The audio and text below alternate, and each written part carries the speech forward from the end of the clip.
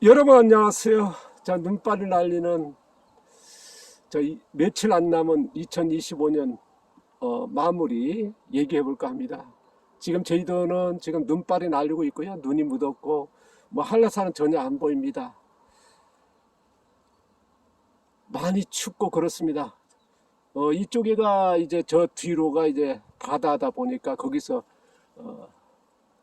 찬 강풍에 찬바람이 불어오니까 뭐 귀가 따가울 정도입니다. 자, 가시는 길 오시는 길 조심하시고요. 한파 줄고 내렸는데 건강들 조심하시기 바랍니다.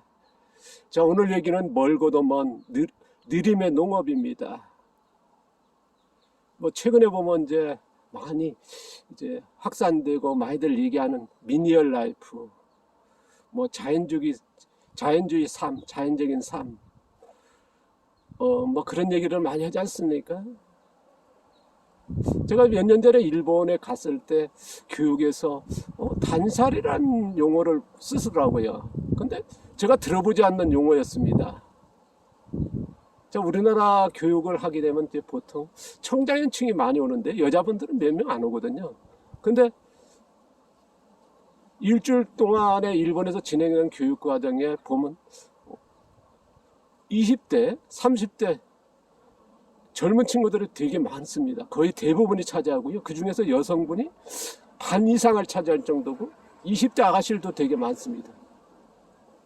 거기에는요, 바로 단살이 열풍이 일고 있더라고요. 나중에 들어보니까 이제 미니얼 라이프를 이제 일본에서는 이제 단살이라 해가지고 이제 뭡니까 도시에서 경쟁, 빨리 뭐 그런 것들을 이제 뭐 벗어난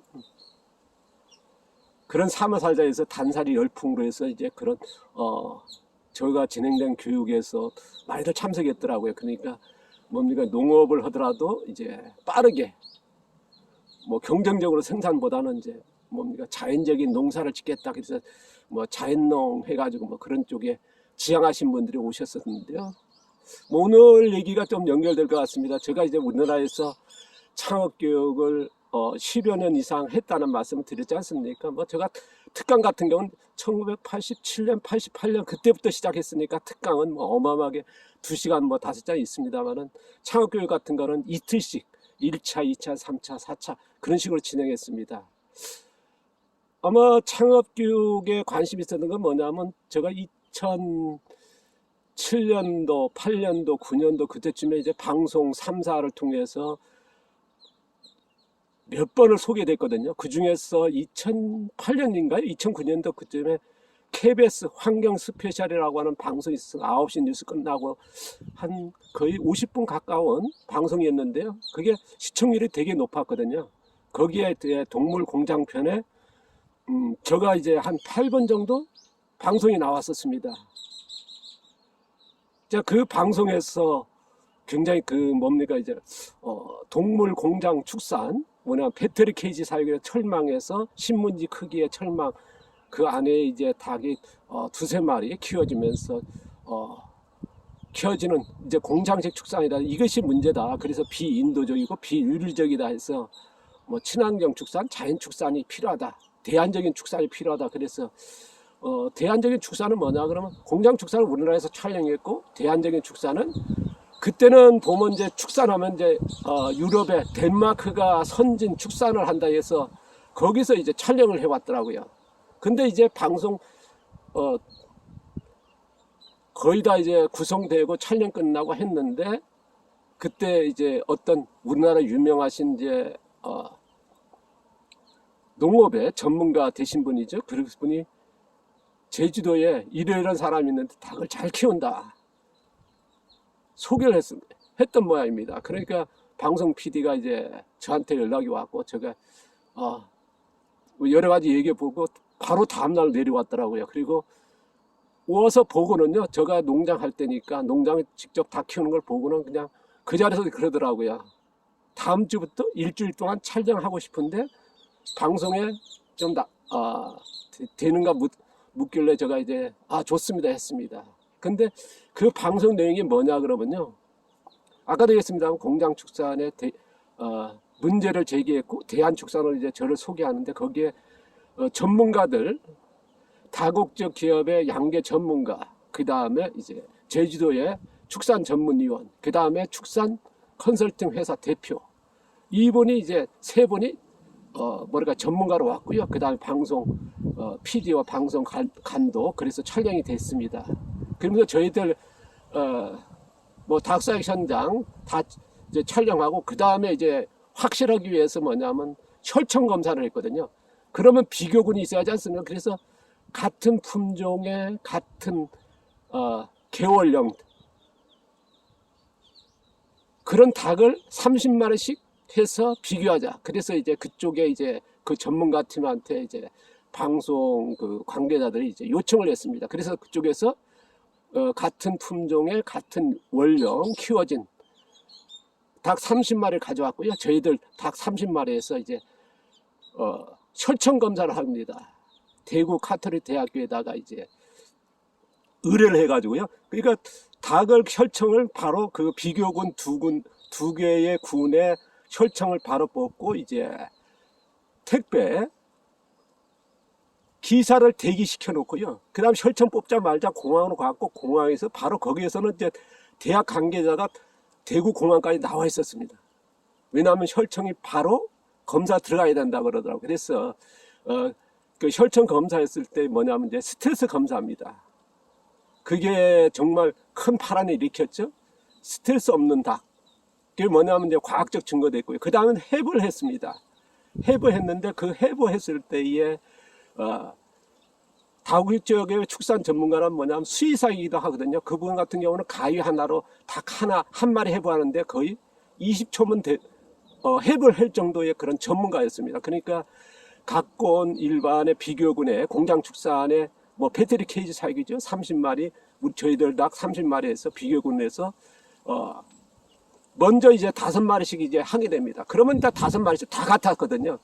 근데 이제 비교 대상을 뭘 했냐 그러면 장기였습니다. 그 다음에 수란관이라고요. 계란 낳는, 우리 말하면 뭐 비교 죄송합니다만 이제 사람으로 치면 이제 자궁 그런 형태. 그러니까 수란관이죠. 계란 거기에 보면 이제 난왕이 계란이 작은 것들이 이제 달려 있습니다. 그게 몇 개냐? 수란관 그게 얼마만큼 발달되느냐, 길이라든가. 그 다음에 장기 소화기관이겠죠. 근데 비교했을 때 저희들 비교군에 비해서요 2배 이상 굵고 길었습니다. 그거에 대해서 이제 전문가들이 난리났죠. 그리고 그 내용의 방송이 나갔습니다. 그리고 수란관의 계란이 난황 새낀 게 저희들이 6개, 7개 했고요. 그러니까 일반 닭에 비해서 2배 이상 많았습니다. 그건 뭐냐 그러면 이제 7개라는 게 뭐겠습니까? 저희 같은 경우는 산란이 70%거든요. 열흘에 7개를 낳게 합니다. 그러면 7개가 만들어졌습니다. 그러면 7개니까 며칠 하나씩 계란이 형성되겠습니까? 그거 비교해서는 난리 나는 거거든요. 그럼 난항이 3개라 그러면 일반의 이제 공장축산 같은 거의 하루에 하나씩 낳거든요. 그러니까 3일에 하나씩 만들어지는 거고, 저희 같은 게 7개니까 7개가 7일에 하나? 더 넘죠. 7.5일에 하나씩 만들어지는, 그걸 이제 계속 이론상으로 나오는 거거든요. 그거 보고 뭐 전문가들이, 그리고 그 방송을 보신 분들이 뭐 크게 뭐랄까요, 저의 전화보라든가 저희 농장에 뭐 정말 폭발할 정도로 이제 찾아오고 전화벨이 울리고 그러다 보니까 이제 제가 농장을 져보니까 많은 분들이 창업교육에 참여를 하게 됩니다. 거기에서 이제 제가 이제 일반적인 농업의 문제라든가 하고 이틀 하고요. 그 다음에 이제 밭농사에 대해서 전체 뭐 벼서부터 이런 농사 어떻게 흙을 어떻게 만들고 뭐 그런 멀칭이라든가 그런 것들 하고요. 이틀 하고요. 그 다음에 3차에서는 닭사육에 꼭 들어갔었습니다. 그러니까 대개 오신 분들이 닭사육에 제일 관심이 많더라고요. 그 중에서 유정란 생산이지. 그러다 보면 이제 닭사육에 관련된 병아리서부터 큰 닭이 되고, 그 다음에 닭사육 시설, 그 다음에 이제 사료. 저 같은 경우는 이제 일반적으로 이제 축산하면 이제 외국의 곡물 옥수 같은 수입해서 그걸로 만들어진 공장 사료라고 그러지 않습니까? 그걸 먹이는 게 우리나라 축산의 대부분이지 않습니까? 근데 저 같은 경우는 이제 100% 국내산 100% 자가 사료 만드는 방법을 알려드렸거든요. 근데 이제 참석하신 교육생분들의 관심사가 어디냐 그러면 사육시설입니다. 그게 제일 관심이 많고요. 바로 뭐냐, 닭장을 지어야 되니까. 그 다음 두 번째가 사료 만드는 방법입니다. 그 다음에 이제 가르치는 뭐 병아리에서부터 다 키우는 건데, 근데 이제 제가 알려드리고 싶은 제일 핵심은 뭐냐 그러면요, 지금도 그렇습니다. 바로 병아리를 키우는 겁니다. 그 병아리가 닭사육에서 제일 높은 기술이어야 되고, 그걸 정말 뭐랄까요, 중요하다 보고 있거든요. 왜냐 그러면 병아리가 어떻습니까? 우리가 사람을 치면 3살적 벌을 여든간다. 바로 아기가 태어나가지고 3살 때, 왜냐하면 사람은 이제 건 100살의 수명입니다. 그러다 보니까 3년. 그때가 이제 모든 습관이라든가 체형이나 그거에 영향 끼치지 않습니까? 꼭 같습니다, 닭이. 닭이 이제 병아리 키우는 기간이 뭐냐면 보통 25일에서 30일이거든요. 그 중에서 열흘이 아까 얘기한 그 수란관, 계란이 낳게 하는 수란관이 얼마만큼 튼실하느냐. 그 다음에 소화하는 장기가 얼마만큼 굵고 길게 형성되느냐. 거기서 결정납니다. 그러면 그때에 어떤 사료를 먹이고 어떤 방식으로 했을 때 똑같은 개월령에다 같은 닭인데 그게 2배 굵어지고 길어지는, 그게 영향을 끼치거든요. 그게 뭐 우리가 이제 밭작물도 마찬가지 아닙니까? 밭작물도 어떻습니까? 우리가 이제 뭐 우유로 키우는 것도 이제 하나의 트렌드가 되기도 합니다만은, 뿌리가 많아야 된다, 적어야 된다, 뭐 그런 얘기도 하지 않습니까? 그런 뿌리 형성은 언제 될까 하는 것들이 있지 않습니까? 그러니까 그릇의 영양이랑 거의 같습니다. 그러니까 병아리가 37.5도에서 부화되면 이제 일반적으로 뭐냐, 30도에서 이제 시판되는 병아리 사료, 고농도 사료입니다. 사료 중에서 제일 비싸거든요. 그러면서 그걸 먹여서 30도에서 빨리 키우는 게 하나의 닭사육의 하나의 프로그램이거든요. 저희 같은 경우는 뭐냐, 그런 고농도 사료가 아닌 장기를 굵게 만드는 뭐 통현미라든가 그런 거친 뭐 대나유비라든가 그걸 먹이면서 장을 굵게 만듭니다. 그리고 키우는 기간도 일반 같은 경우는 한 달 이상 더 길게 키우는, 우리가 이제 작물 파종해서 빨리 키우는 것도 기술입니다만 병아리도 또 빨리 키우는 게 고농도 사료 먹이면 빨리 크거든요. 그 다음에 계란도 한 달 이상 빨리 낳게 합니다. 그리고 나서 계란 낳기 시작하면 뭐냐, 뭐랄까, 단백질이 들어간, 단백질이 뭡니까? 사람이나 동물이나 같습니다.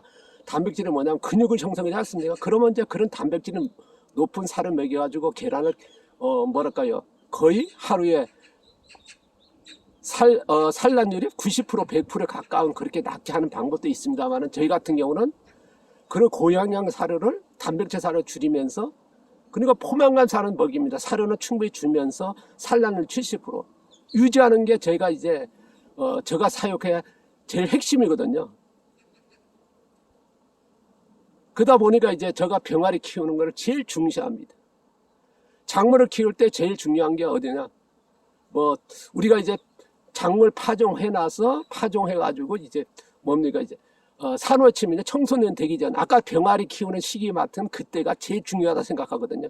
그러니까 그게 저는 이제 밭농사도 핵심이고 병아리도 핵심이라 보고 있어요. 그래서 병아리 키우는 게 제일 중요하고, 어떻게 키울 거냐, 병아리가 뭐냐, 우리가 이제 조류가 보통 새들이 어떻습니까? 여기에서 어떤 열매를 먹습니다. 곡물을 먹습니다. 다른 데 가서 어떻습니까? 씨앗이 나온다지 않습니까? 그래서 새들은 씨앗을 옮긴다. 그건 얘기는 뭐냐면 30에서 70%가 소화가 안 되고 배출됩니다. 그러니까 닭들도요, 꼭 같습니다. 먹은 사료가 30에서 70%가 소화 안 돼서 그 배출되는 거거든요. 그게 엄청난 낭비라는 건 이미 나와 있는 겁니다. 근데 저희가 왜 소화 기간을 2배 굵게 하고 길게 만드냐면, 저희들 제가 키운 닭에서 많은 전문가들 인정한 건 뭐냐면요, 진짜 전문가들 와서 닭 잘 키우는데요, 그런 얘기를 합니다. 그 전문가들은 보면 이제 닭똥을 먼저 만져보거든요. 그러면 그 소화율이 나옵니다. 일반적으로 이제 30여 초 소화 안 되는데 거의 안 잡히거든요. 그래서 제가 이제 왜 병아리 때 소화기관을 한 달 이상 느리게, 그리고 나중에도 키우는 뭡니까, 이제 산란율을 낮추기 위해서 고영양으로 해서 빨리 많이 낳게 하는 게 아니라 천천히 키워나가는 것도 그런 방법이거든요. 그래서 저희 같은 경우는 이제 닭을 배우겠다 하신 분한테는 꼭 그걸 알려드리고 그거를 체계적으로 가르치는 게 제가 제일 근거고, 그리고 저와 같은 닭사육이 한다 그러면 이게 제일 중심이 돼야 된다는 게 지금도 변함이 없습니다. 왜냐 그러면요, 그렇게 소화기관이 2배 이상 굵고 길어지면요, 피 소화율이 10% 정도까지 떨어지게 됩니다. 이게 하나의 뭐냐면 사료 절감도 되지만 우리가 닭사육에서 제일 많은 비용이 들어가는 게 뭐냐면 사료입니다. 사료는 그 중에서 뭐냐, 고단백질인 바로 곡물이거든요. 그다음 어분 같은 그런 것들이 들어갑니다. 그러니까 이 가격이 굉장히 높거든요. 그런 걸 줄이기도 하지만은 또 낭비되는 걸 줄이게 되고요. 그래서 저 같은 경우는 이제 병아리 키우는 거를 제일 중시합니다만은 일반적으로 이제 교육 받아 오신 분들은 시설과 사료입니다. 제가 이제 그런 교육생들이 10년 동안 교육하다 보니까 많은 분들이 하는데요. 근데 이제 제가 아쉬운 거 10년 동안에 좀 허물할까요? 그게 느낀 게 뭐냐 그러면 현장에서는 배울 때는 그런 얘기 합니다. 저의 방식으로 한다고요. 한데 보면 이제 거의 좀 빠르게 가는, 느리게 키우는 거, 느리게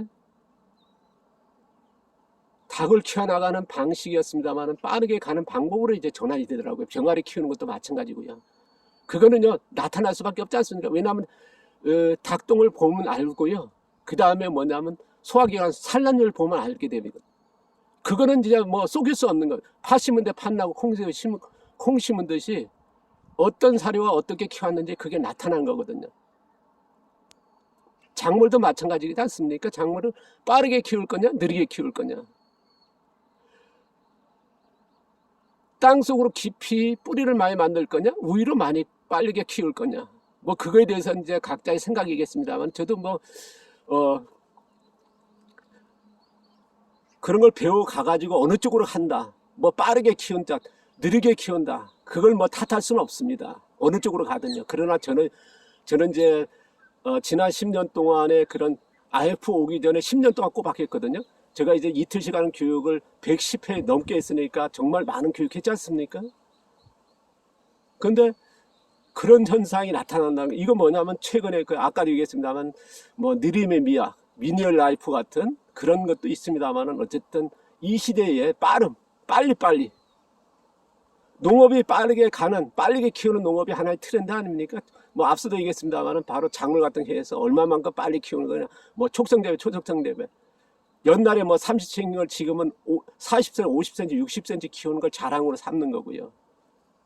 저 같은 경우는 10cm 키우는 걸 어떻게 보면 당연한 방법으로 생각하는데 그런 차이가, 병아리 키우기도 그런 겁니다. 닭사육이 그런 거거든요. 제가 이제 몇 년 전에 저의 교육 받으신 분들이 이제 뭐 이렇게 보면 이제 모이지 않습니까? 그런데 저한테 이제 뭐 대표로 해서 얘기한지 모르겠지만 사료 방법이 잘못됐다 얘기를 하시더라고요. 그게 뭐냐 그러면 검사를 해봤답니다.